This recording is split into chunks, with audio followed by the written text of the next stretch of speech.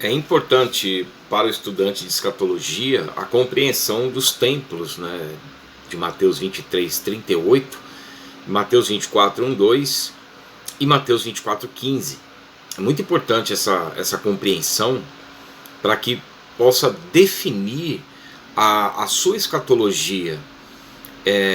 Isso é tão predominante que são os dois capítulos, né, Mateus 24 e 25, e nós podemos pegar os textos que fazem menção à mesma mensagem de Lucas, Marcos 13 e Lucas 21, que é o sermão profético, né, e ele foi proferido dos lábios do próprio Senhor.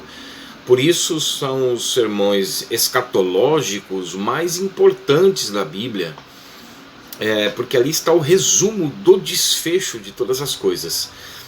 Mateus 23, verso 37, Jesus ali fala que Jerusalém era como aqueles que matavam os profetas, e ele quis reunir os seus filhos como a galinha junta os pintinhos debaixo das asas, mas eles não quiseram por meio da incredulidade, e a decorrência da incredulidade trouxe a diáspora. O Senhor amaldiçoa a figueira momentaneamente, porque Romanos capítulo 11 mostra que Deus é poderoso para reenxertá-los contra a natureza, né? Porque o Senhor dá ali uma árvore como exemplo, e que o galho vai ser reenxertado.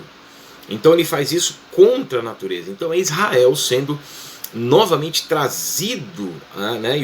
E os judeus trazidos à presença do Senhor por promessa unilateral que Deus fez ao patriarca Abraão em Gênesis 15 e Gênesis 22. É uma eleição incondicional, né? Não dependeu de Jacó ter feito bem ou mal, para que o propósito de Deus quanto à eleição em que Deus separa a nação de Israel, para que não em detrimento das outras, mas para que fosse bênção para as outras, né? Em Gênesis 12, para que e dali Deus faz promessas que ainda em muita grande parte não foram cumpridas ainda, principalmente na questão das divisões das terras. Isso será no milênio literal, e que compreende ali também dos capítulos 40 a 48 de Ezequiel, e as profecias de Isaías 66, Zacarias 14, né, quando a partir do verso 16 faz menção ao reino milenar, e portanto há um reino futuro a Israel. Atos capítulo 1, verso 6, capítulo 15, verso 16, um reino futuro a Israel. Então, por causa da diáspora, por causa da rejeição e da incredulidade, houve a diáspora, que os judeus foram expulsos de sua terra após 70 depois de Cristo, né? 70 depois de Cristo, eles foram expulsos, mas a rejeição não é definitiva e nem final, tanto que Jesus ele fala, e só um pouquinho, um adendo sobre a diáspora, em Lucas 19, 41, 44, Jesus chega e chora, vê a cidade de Jerusalém, chora sobre ela, e diz então que a partir do momento que houve a rejeição, porque aquilo não foi decretado por Deus, por causa da incredulidade deles é que vieram a cair, Romanos 11, 20, e a partir dessa incredulidade, dessa rejeição, então Deus fechou o entendimento dos judeus para a verdade, e até então isso está oculto aos olhos deles, mas serão reabertos, né, ou serão abertos os seus olhos novamente para crer, e a compreensão das diferenças, das distinções dos templos é imprescindível para essa compreensão. Jesus então fala em Mateus 23, 38, ele fala da realidade do templo judeu, do templo de Salomão. Desde agora a vossa casa vos ficará deserta. Por que desde agora? Desde a rejeição. A cúpula religiosa e política de Israel levou o povo à incredulidade. Então Jesus diz assim: desde agora, desde o momento em que vocês não creram, então a vossa casa vos ficará deserta. Mateus 24, 1, 2, quando ele está saindo do complexo do templo, os discípulos ainda com os olhos carnais, querem mostrar para Jesus, né, o complexo, a grandiosidade e a magnitude. Depois até é reformada ali por Herodes, coloca a águia romana. Então o templo está servindo ali para cambistas. Jerusalém estava ali corrompida.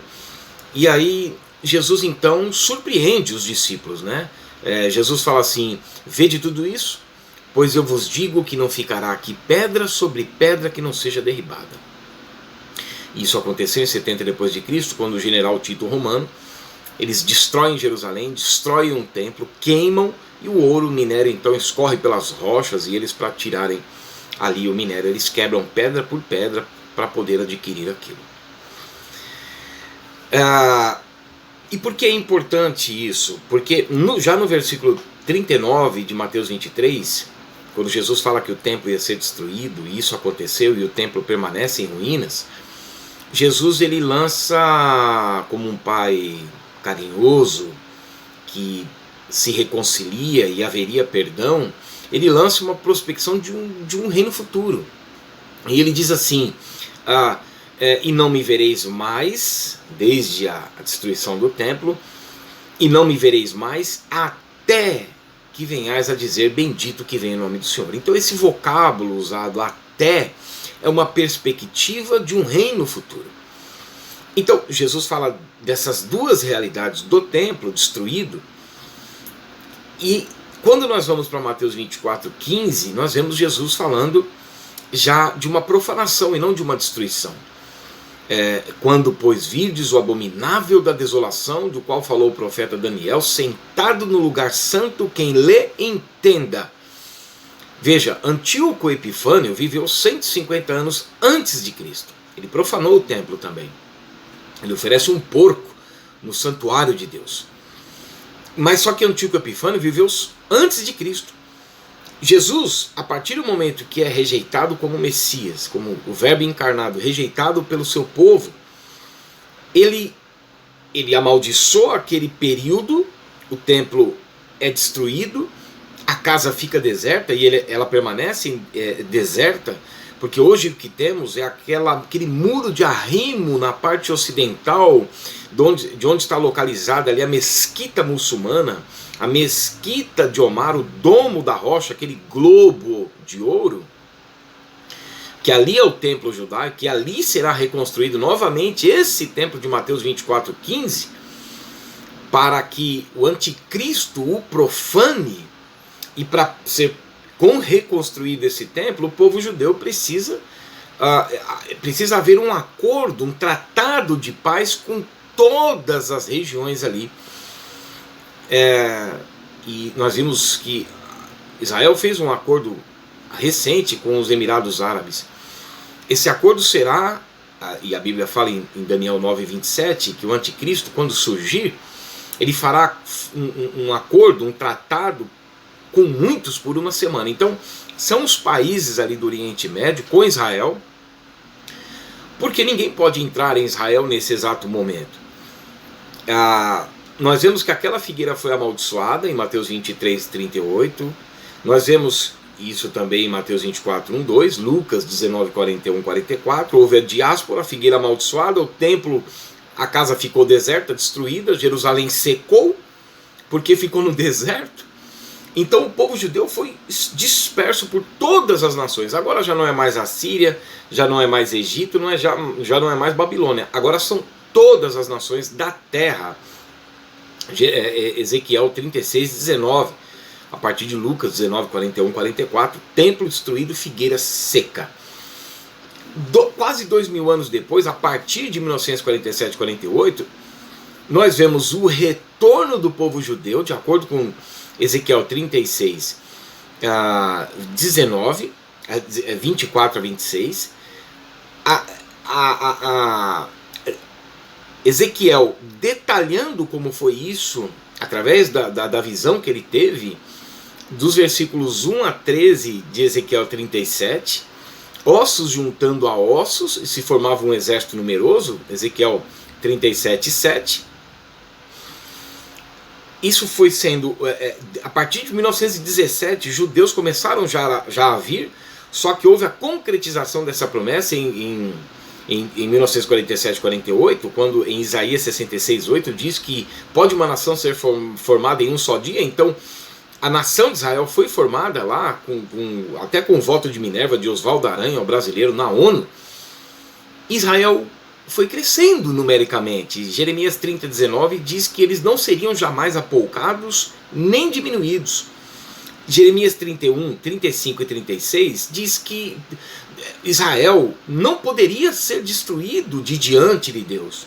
Eles continuariam sendo uma nação. E quem quisesse destruir, se fosse possível destruir Israel, riscar Israel do mapa, como é o desejo do Irã, e como Ahmadinejad já alguns anos atrás já declarou isso várias vezes, isso está no Alcorão. O objetivo dos muçulmanos é eliminar Israel. A mídia quer pintar o islamismo como sendo uma religião de paz. Isso é mentira. Então eles querem... Você vê que o papado romano está o tempo todo em favor da OLP, Organização pela Libertação da Palestina, que na realidade nunca existiu. A terra sempre foi de Israel, tanto que o cumprimento profético milagroso, que ninguém conseguiu destruir Israel. Nós vemos isso já no início, na Guerra dos 6 Dias, em 1967. Então, Palestina quer dizer terra dos filisteus, ou seja, inimigos do povo de Deus. Israel é trazido, Israel está frutificando, ossos que se juntam a ossos, e foi esse crescimento numérico da nação de Israel, o crescimento econômico, porque Isaías 35, o deserto iria florescer. E aí Jesus fala assim: quando vocês virem essa parábola, essa figueira florescendo, vocês podem saber que o tempo está próximo, o Senhor está às portas, é chegado o verão da perseguição. E nós vemos que hoje Israel é uma potência mundial em pouquíssimo mais de 70 anos, pouco mais de 70 anos. A figueira está florescendo, e Jesus disse assim: quando essa figueira estivesse florescendo, vocês já poderiam ficar apercebidos, porque está próximo. Quando essa figueira florescesse, há uma perspectiva também de uma reconstrução desse templo que será profanado. Eu tenho esse livro aqui, Jesus e o Fim dos Tempos, de Thomas Ice. Ele é oriundo ali também da escatologia, de Tim LaHaye, né, que é autor dos Deixados para Trás. Eu tenho aqui as distinções do templo, né, mas eu vou fazer isso no próximo vídeo. Eu acho muito importante para nós que somos estudantes de escatologia. Então nós vemos que quando foi destruído o templo, foi no período pouco depois de ser cortado o ungido, Daniel 9:26, nós vemos que um outro templo que seria profanado, porque a perspectiva de Daniel 9:27, e fará firme alianças com muitos por uma semana, para entrar em Israel tem que ser por meio do engano, porque não tem como entrar, Israel vai ter que se abrir. Esse acordo, Daniel 9:27, uma semana, na profecia bíblica que vem seguindo ali dos versículos 24, 25, 26 e 27, é o total dos 490 anos da profecia das 70 semanas de Daniel, que compreende as 70 semanas, nesse caráter profético, semanas de anos, e conjuntos de setes, né, que é Shabuá, de Levítico 25, 8. Até hoje, desde a ordem para sair, para edificar os muros em Jerusalém, até a morte de Cristo, 483 anos, de uma profecia de 490 anos. 7 semanas, 49 anos, 62 semanas, 434 anos, restando uma semana, 7 anos. Nesse período de 7 anos, que é essa última semana que ele fará acordo com muitos, e na metade ele rasga o tratado de paz, faz referência a Mateus 24, 15. Porque isso faz referência a 2 Tessalonicenses capítulo 2, verso 4, que ele vai se assentar no santuário de Deus, ostentando-se como se for ao próprio Deus, e vai se opor e se levantar contra tudo que se chama Deus ou é objeto de culto. Ele rasga o tratado de paz de Apocalipse 6, 2, e ali tem a decorrência, o tratado de paz rasgado, terceira e quarta guerra mundial, a depressão, escassez, fome, perseguição de morte seguida do inferno, porque Apocalipse 13, através do sistema do anticristo, quem não aderir agora a esse sistema já não vai ser como os 3 anos e meio iniciais, quando dizem a paz e segurança, porque ali você só não poderia comprar, vender, negociar, mas os 3 anos e meio finais já será de perseguição de morte, por isso que é seguido de morte. Daniel 8,14, Daniel pergunta: até quando durará a visão e a profecia? Até 2.300 tardes e manhãs, uma compreensão errada aí da igreja adventista, porque isso faz menção aos 3 anos e meio, a metade dos 7 anos que o anticristo rasga o tratado de paz. Então nós vemos que esse templo é essa perspectiva, e esse templo está para ser reconstruído. Então nós vemos que de Mateus 24, 23, 38 e 24, 1, 2, até Mateus 24, 15, tem 2.000 anos de diferença. Assim como de Daniel 9, 24, Daniel 9, 26 e 27 tem 2.000 anos de diferença. E nós vemos que esse caráter é estritamente judaico. A igreja não estava presente nas primeiras 69 semanas, até a morte de Cristo, porque ela é edificada ali em Atos capítulo 2, em Cristo, de Mateus 16, 18. E a igreja, então, ela não estará nessa 70ª semana, porque ela é estritamente judaica, para a reconciliação do povo judeu, por promessa a Abraão, de Romanos capítulo 11, verso 26, que de Sião vem o libertador, quando a pedra é cortada sem auxílio de mãos, já no final da tribulação. Jesus vem ali do Monte das Oliveiras, porque ele vai voltar no Monte das Oliveiras, assim como ele ascendeu aos céus, Atos 1, 11, 12, Zacarias 14, 4, e ali Jesus então já salva os judeus, os pobres dos 4 cantos da terra, em referência à última parte, à última etapa da colheita de almas, de uma só colheita de Levítico capítulo 23, a referência de João 4, 35, 38, a última parte era deixado para os pobres, e os pobres tiravam dos 4 cantos, assim como o Senhor vai recolher o povo judeu, de Mateus capítulo 24, verso 29 a 31, dos 4 cantos da terra, por promessa aos patriarcas. Então, com relação ao evangelho, são eles inimigos por nossa causa, por causa da igreja, mas com relação a eleição, amados por causa dos patriarcas, por causa da promessa. Mas para tanto, antes, até que haja entrada a plenitude dos gentios, os gentios têm que entrar no arrebatamento para a continuidade das 70 semanas de Daniel. E a última parte, que é a 70ª, há 7 anos, a última semana, em referência a esse templo judeu que será reconstruído. Por isso é muito importante essa compreensão. No próximo vídeo aí eu vou falar as diferenças, as distinções dos templos de Mateus 23, 38 e Mateus 24, 1, 2. Amém? Deus abençoe.